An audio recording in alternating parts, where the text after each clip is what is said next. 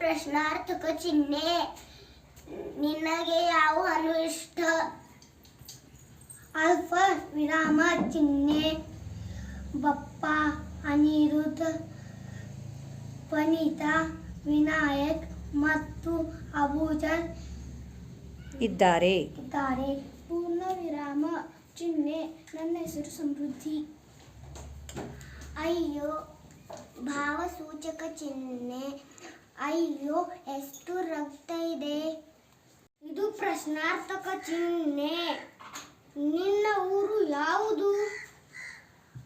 ಭಾವಸೂಚಕ ಚಿಹ್ನೆ. ಅಯ್ಯೋ ಇಷ್ಟು ದೊಡ್ಡ ಹಾವು. ಪೂರ್ಣ ವಿರಾಮ ಚಿಹ್ನೆ. ಇದು ನನ್ನ ಶಾಲೆ. ಅಲ್ಪ ವಿರಾಮ ಚಿಹ್ನೆ.